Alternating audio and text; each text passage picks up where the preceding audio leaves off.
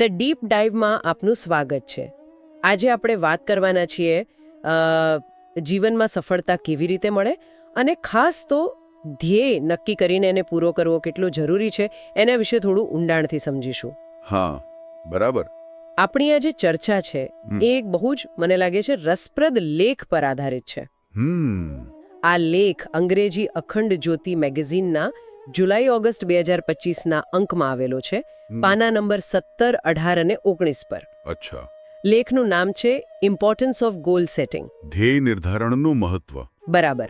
હા, તો આપણો પ્રયાસ એવો રહેશે કે આ લેખમાંથી જે મુખ્ય વિચારો છે, જે કામ લાગે એવા સૂચનાઓ છે, એને આપણે તારવીએ જેથી આપણા રોજિંદા જીવનમાં કંઈક ઉપયોગી બને, સફળતા તરફ દોરી જાય. બરાબર. અને હા, એક વાત સ્પષ્ટ કરી દઈએ, અહીં જે પણ વિચારો રજૂ થશે એ સંપૂર્ણપણે પેલા લેખના જ છે. અમારો હેતુ કોઈ વિચારધારાને ટેકો આપવાનો નથી. ના ના, બિલકુલ નહીં. પણ લેખ શું કહેવા માંગે છે એનો મર્મ સમજવાનો છે. સાચી વાત છે. તો શરૂ કરીએ. હા, ચાલો. જુઓ, સફળ કોને નથી થવું? દરેકને ઈચ્છા તો હોય જ છે કે જીવનમાં કંઈક મેળવીએ, કંઈક બનીએ. પણ આ લેખ જે શરૂઆતમાં જ કહે છે ને, એ બહુ મહત્વનું છે કે ખાલી ઈચ્છા કરવાથી કશું નથી થતું. બરાબર. સફળતા માટે એક કિંમત ચૂકવવી પડે છે, અને આ કિંમત પૈસાની નથી, પણ આપણા પોતાના પ્રયત્નોની, આપણી મક્કમતાની, સખત મહેનતની છે. એટલે આપણે જ આપણા ભાગ્યના ઘડવૈયા એમ. હા, લેખ એવું જ કહે છે, પણ એના માટે થોડા સિદ્ધાંતો સમજવા પડે, અપનાવવા પડે. તો પહેલો સિદ્ધાંત કયો છે લેખ મુજબ? સૌથી પહેલો અને પાયાનો સિદ્ધાંત છે દૃઢ ઈચ્છા શક્તિ. દૃઢ ઈચ્છા શક્તિ. મને પેલું નદીનું ઉદાહરણ બહુ ગમ્યું જે લેખમાં છે. હા હા, એ સરસ છે. કે કેવી રીતે એક નદી જેને સમુદ્રને મળવું જ છે, એની પ્રબળ ઈચ્છાને લીધે પહાડોમાંથી, ખીણોમાંથી ગમે ત્યાંથી પોતાનો રસ્તો શોધી જ લે છે. બરાબર.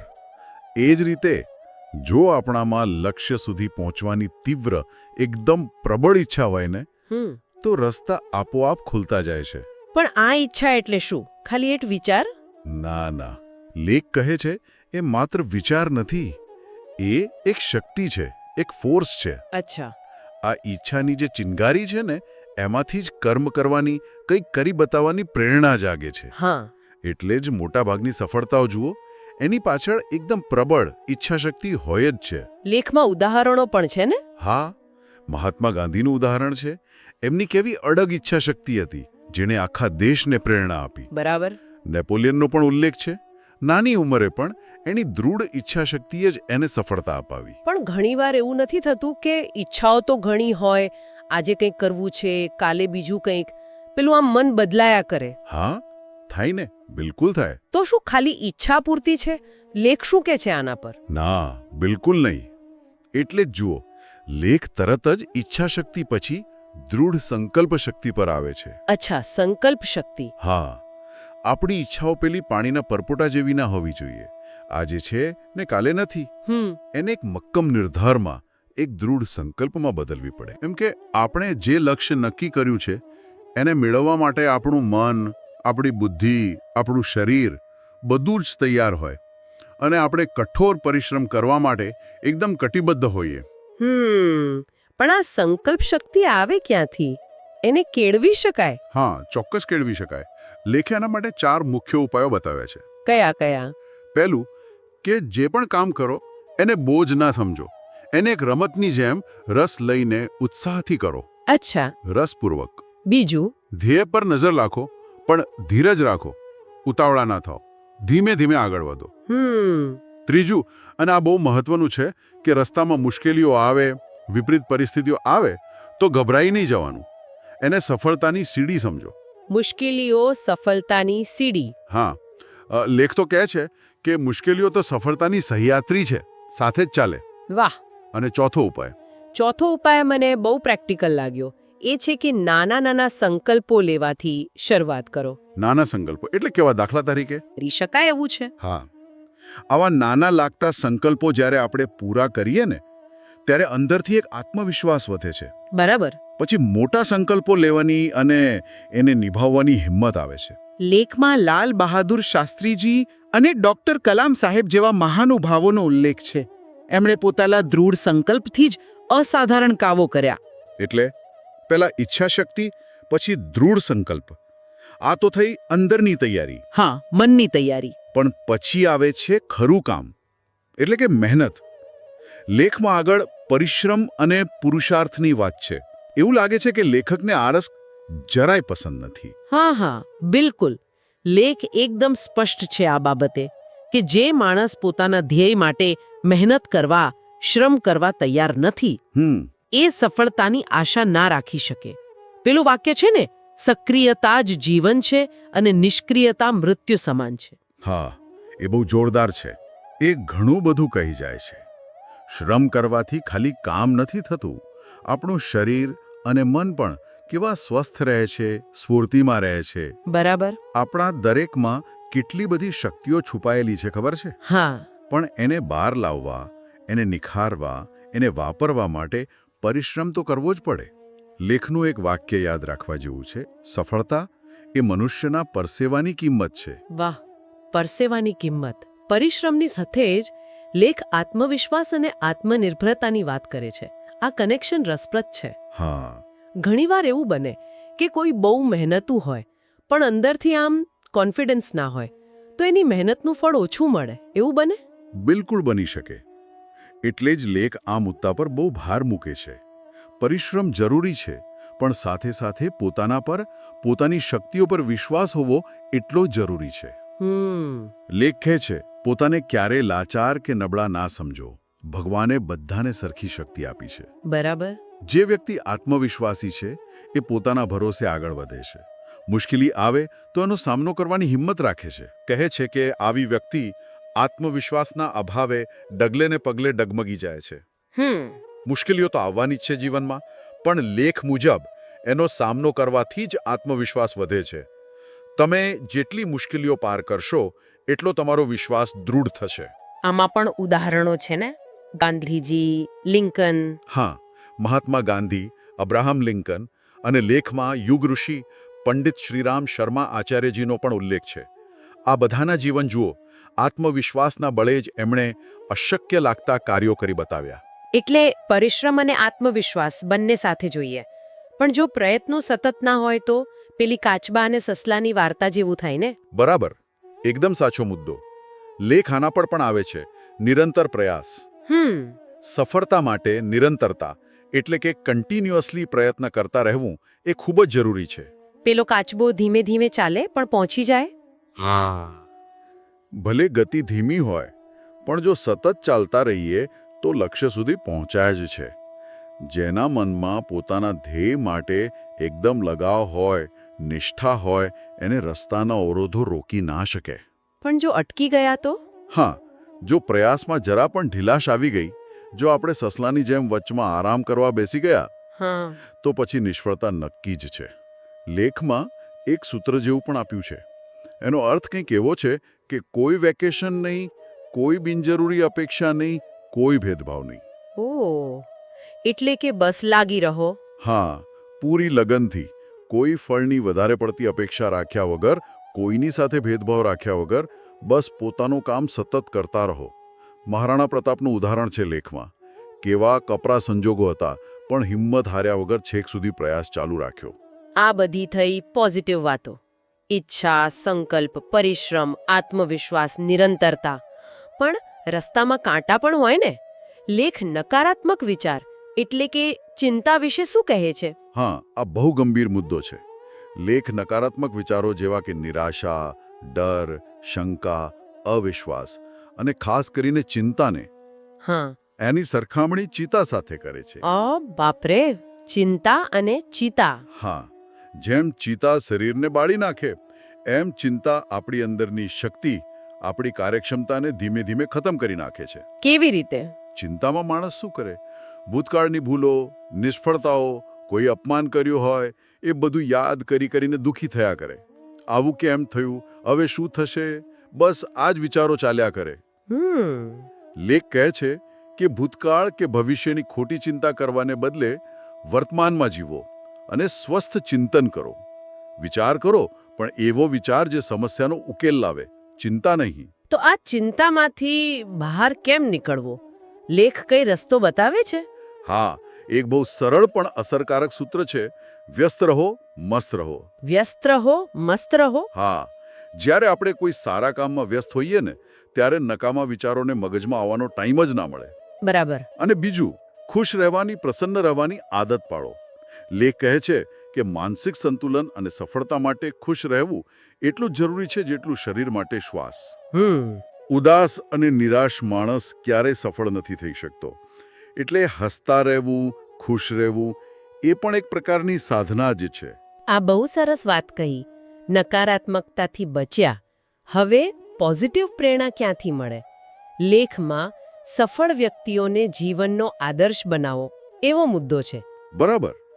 લેખ કહે છે કે જે મહાપુરુષો થઈ ગયા, જે સફળ લોકો છે, એમના જીવન આપણા માટે લાઇટ હાઉસ જેવા છે, પ્રકાશ બતાવે. જ્યારે આપણે એમના જીવન વિશે વાંચીએ, એમના સંઘર્ષો વિશે જાણીએ કે એમણે કેવી મુશ્કેલીઓનો સામનો કર્યો, ત્યારે આપણને પણ હિંમત મળે છે, પ્રેરણા મળે છે કે આપણે પણ લડી શકીએ છીએ. લેખમાં કોના કોના નામ છે? ઘણા બધા છે. માર્ટિન લુથર, ન્યૂટન, સ્વામી વિવેકાનંદ છે, પછી આપણા સરોજિની નાયડુ, મેઘા પાટકર, રાણી લક્ષ્મીબાઈ જેવા નારીરત્નો પણ છે. વાહ. લિંકન અને શાસ્ત્રીજી જેવા નેતાઓ જે ગરીબીમાંથી ઉપર આવ્યા. આ બધાના જીવન આપણને શીખવે છે કે સંજોગો ભલે ગમે તેવા હોય, માણસ ધારે તો સફળ થઈ જ શકે છે. પ્રેરણાની વાત કરી તો લેખ સંગત વિશે પણ કંઈક કહે છે. કુસંગથી બચો. આ કેમ આટલું મહત્વનું છે? કારણ કે આપણી આસપાસનું વાતાવરણ અને આપણી સોબત, આપણા મિત્રો, એનો આપણા વિચારો અને કામ પર બહુ ઊંડો પ્રભાવ પડે છે. બરાબર. લેખ ચેતવણી આપે છે કે ખરાબ સંગત હોય ને તો સારામાં સારો માણસ પણ બગડી શકે છે. ખોટા રસ્તે ચડી જાય, ખરાબ આદતો પડી જાય, ડરપોક બની જાય. અને એનાથી ઉલટું, જો સંગત સારી હોય તો સામાન્ય માણસ પણ સારા કામ કરવા પ્રેરાય છે. લેખમાં ગંગાજળનું ઉદાહરણ છે કે જેમ ગંગાજળ ગંદા નાળામાં ભળે તો એની પવિત્રતા જતી રહે, એમ ખરાબ સોબતમાં સારા ગુણો ટકી શકતા નથી. એટલે કેવા લોકોથી દૂર રહેવાનું? લેખ કહે છે કે જે દુર્વ્યસની હોય, હિંસક હોય, કપટી હોય, આળસુ હોય, ખાલી સમય બગાડનારા હોય, એવા મિત્રોથી દૂર રહેવું. સુદામા કૃષ્ણ અને દુર્યોધન શકુનીના ઉદાહરણ પણ છે ને? હા, બરાબર. એ સારી અને ખરાબ સંગતના પરિણામો બતાવે છે. અને હા, લેખ એ પણ કહે છે કે સારા પુસ્તકો, સારું સાહિત્ય એ આપણા સાચા ને સારા મિત્રો છે. અને હવે લેખના અંત તરફ બીજા બે અવરોધોની વાત છે: ક્રોધ અને અહંકાર. આ બંને કેવી રીતે નડે? લેખ કહે છે કે જે ક્રોધી છે, જે અહંકારી છે, એ પોતાના જ દુશ્મન છે. પોતાના દુશ્મન? હા. ક્રોધ આવે ત્યારે શું થાય? આપણી વિચારવાની શક્તિ જતી રહે, વિવેક ભ્રષ્ટ થઈ જાય. બરાબર. અને આવેશમાં આપણે ખોટા નિર્ણયો લઈ લઈએ, જેનાથી આપણું જ નુકસાન થાય, પતન થાય. લેખ તો ત્યાં સુધી કહે છે કે એકવાર ગુસ્સો કરો ને તો આખા દિવસની શક્તિ વેડફાઈ જાય. ઓહો. અને અહંકાર? અહંકારી માણસ તો પોતાના જ અભિમાનમાં એટલો રાચતો હોય છે કે એને લાગે કે બધું મને જ આવડે છે. એ કશું નવું શીખવા તૈયાર જ ના હોય. એટલે એના માટે પ્રગતિના દરવાજા જ બંધ થઈ જાય. આવા લોકો મિત્રો પણ ગુમાવે છે અને ચારે બાજુ દુશ્મનો ઊભા કરી લે છે. તો આનો ઉપાય શું? ક્રોધ અને અહંકારથી બચવાનો ઉપાય છે વિનમ્રતા અને શાલીનતા. લેખ કહે છે કે હંમેશા નમ્ર બનો, તમારો વ્યવહાર સૌમ્ય રાખો. જે વ્યક્તિમાં શીખવાની વૃત્તિ હોય, જે વિનમ્ર હોય, એને સમાજ અને પરિવાર બધા મદદ કરે છે. માતા પિતા, ગુરુજનો, મિત્રો બધાનો પ્રેમ અને સહયોગ મળે અને એનાથી સફળતાનો રસ્તો સહેલો બને છે. જે જીવનને પ્રેમ કરે છે તે આળસમાં સમય ન ગુમાવે. આ ખરેખર વિચારવા જેવું છે. એકદમ સાચી વાત. કારણ કે સમય એટલે જ જીવન, બીજું શું છે? બરાબર. આપણે જે કંઈ પણ બનીએ છીએ, સારો વિદ્યાર્થી, કલાકાર, વૈજ્ઞાનિક, વેપારી, એ બધું સમયનો યોગ્ય ઉપયોગ કરીને જ શક્ય બને છે. જે માણસ સમયને ગપ્પા મારવામાં, રખડવામાં, આળસમાં વેડફી નાખે છે, એ ખરેખર પોતાનું જીવન વેડફી રહ્યો છે. અને ગયેલો સમય પાછો નથી આવતો. ક્યારેય નહીં. અને એની સાથે જે તક જતી રહી એ પણ પાછી નથી આવતી. એટલે લેખ ભારપૂર્વક કહે છે કે સમયનું નુકસાન એ સૌથી મોટું નુકસાન છે. તો સમયનો સારો ઉપયોગ કરવા, એનું મેનેજમેન્ટ કરવા લેખ શું કહે છે? કોઈ ટિપ્સ? હા, લેખ 3 મુખ્ય વસ્તુઓ કહે છે. પહેલું, પોતાની દિનચર્યા બનાવો, ટાઈમ ટેબલ, અને એને વળગી રહો. આજનું કામ કાલ પર નહીં રાખો. ઓકે. બીજું, તમારા કામની પ્રાયોરિટી નક્કી કરો. કયું કામ પહેલા કરવું, કયું પછી, અને દરેક કામ સમયસર પૂરું કરવાનો પ્રયત્ન કરો. અને ત્રીજું, રાત્રે સૂતા પહેલા થોડો સમય કાઢો અને વિચારો કે આજનો દિવસ કેવો ગયો, કેટલો સમય સારો ગયો, કેટલો વેડફાયો. આત્મનિરીક્ષણ. હા, સેલ્ફ એનાલિસિસ. આનાથી બીજે દિવસે આપણે વધુ સાવચેત રહી શકીએ છીએ. તો આજે આપણે આ લેખના આધારે સફળતા માટેના ઘણા બધા સૂત્રો જોયા. દૃઢ ઈચ્છાશક્તિ, સંકલ્પ, પછી પરિશ્રમ, આત્મવિશ્વાસ, નિરંતર પ્રયાસ, સમયનું સંચાલન, આ બધા પોઝિટિવ પગલાં. અને સાથે સાથે નકારાત્મકતા, ખરાબ સોબત, ક્રોધ, અહંકાર, આ બધા અવરોધોથી કેવી રીતે બચવું એ પણ જોયું. આ બધા મુદ્દાઓને જોતા આનો સાર શું કાઢી શકાય? સાર એ જ છે કે સફળતા કોઈ અચાનક બની જતી ઘટના નથી, એ કોઈ લોટરી નથી. બરાબર. પણ એ તો યોગ્ય દિશામાં યોગ્ય રીતે સતત કરેલા પ્રયત્નોનું જ પરિણામ છે. લેખ આપણને યાદ અપાવે છે કે સફળ થવું એ આપણો જન્મસિદ્ધ અધિકાર છે. આ મનુષ્ય જીવન બહુ કિંમતી છે. એને આમ તેમ વેડફી નાખવા માટે નથી મળ્યું. જેમ તેમ જીવી લેવામાં સંતોષ માની લેવો એ આ તકને ગુમાવવા બરાબર છે. લેખના છેલ્લા વાક્યો બહુ જોરદાર છે નહીં? હા, ખરેખર બહુ પ્રેરક છે. એ કહે છે કે ઉઠો અને આજથી જ તમારી ઈચ્છિત સફળતા મેળવવા માટે પ્રયત્નમાં લાગી જાઓ. તમે ચાલશો તો આંધીઓ, તુફાન પણ રસ્તો કરી આપશે. સાગર શું, હિમાલય પણ ઝૂકી પડશે. બરાબર. આ એક કોલ છે, એક આહવાન છે કે આપણે આપણી અંદર રહેલી શક્તિઓને ઓળખીએ અને એનો પૂરો ઉપયોગ કરીએ. આટલી સરસ અને ઊંડી ચર્ચા પછી શ્રોતાઓ માટે એક વિચાર મૂકી શકાય. હા, ચોક્કસ. કે આ બધા સૂત્રો સાંભળ્યા પછી આજે, અત્યારે જ પોતાની જે પણ ઈચ્છિત સફળતા હોય એ તરફ જવા માટે કયું એક નાનું નક્કર પગલું ભરી શકાય? બહુ સારો પ્રશ્ન છે. કઈ એક નાની આદત બદલી શકાય અથવા અપનાવી શકાય જે આ લેખના સિદ્ધાંતો સાથે જોડાયેલી હોય? હા, આ વિચારવા જેવું છે. નાની શરૂઆત પણ મહત્વની છે. આશા રાખીએ કે આ ચર્ચા આપણા શ્રોતાઓને એમના ધ્યેયો નક્કી કરવામાં અને એ દિશામાં આગળ વધવા માટે ચોક્કસ પ્રેરણા આપશે. ચોક્કસ. આજે અમારી સાથે જોડાવા બદલ આભાર. અને ફરી એકવાર યાદ અપાવી દઈએ કે આ સમગ્ર ચર્ચા અંગ્રેજી અખંડ જ્યોતિ મેગેઝિનના જુલાઈ-ઓગસ્ટ 2025ના અંકમાં પાના નંબર 17, 18 અને 19 પર પ્રકાશિત થયેલા લેખ ઇમ્પોર્ટન્સ ઓફ ગોલ સેટિંગ પર આધારિત હતી. હાજી. ફરી મળીશું ધ ડીપ ડાઇવમાં.